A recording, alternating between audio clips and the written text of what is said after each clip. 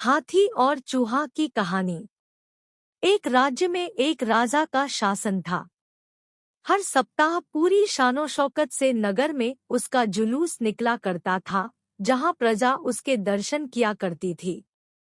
एक दिन एक नन्हा चूहा उसी राजमार्ग के किनारे किनारे कहीं जा रहा था, जहां राजा का जुलूस निकलने वाला था।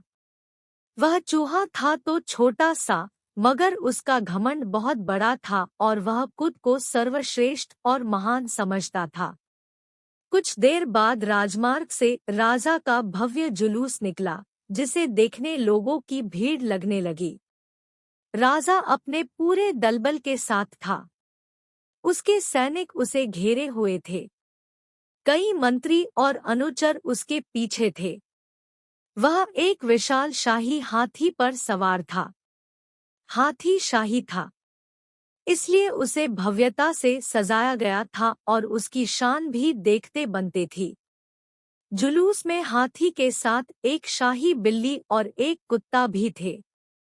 राजा का जुलूस देखने को उमड़ी भीड़ राजा के साथ साथ उसके शाही हाथी की भी प्रशंसा कर रही थी। यह सुनकर घमंडी चूहे को बहुत बुरा लगा। वह हाथी को गौर से देखने लगा, फिर सोचने लगा, इसमें ऐसी क्या खास बात है जो मुझ में नहीं। मैं भी उस जैसा ही हूँ। मेरे पास भी 2 आंखें, 2 कान, 1 नाक और 4 पैर हैं। फिर उसकी इतनी प्रशंसा क्यों? उसके विशाल शरीर के कारण, लंबी सूंड के कारण, छोटी छोटी आंखों के कारण या झुर्रीदार चमड़ी के कारण? किस कारण? एक बार तुम लोग मुझे देख लो, उस हाथी को भूल जाओगे। मैं हाथी से ज्यादा महान हूँ। चूहा ये सब सोच ही रहा था कि शाही बिल्ली की नजर उस पर पड़ गई और उसकी लार टपक गई। जुलूस छोड़ वह उसकी ओर लपकी। फिर क्या था? चूहा अपनी सारी महानता भूलकर दुम दबाकर भागा। भागते भागते वह हाथी के सामने आ गया। आगे बढ़ते हाथी ने उस पिद्दी से चूहे को देखा तक नहीं और अपना विशाल पैर उठा लिया। चूहा उसके पैर के नीचे कुचलने ही वाला था, मगर किसी तरह उसने खुद को बचाया।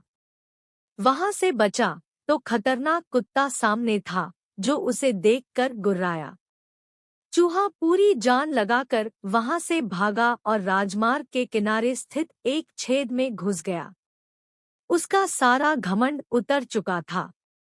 उसे समझ आ चुका था कि वह इतना भी श्रेष्ठ और महान नहीं।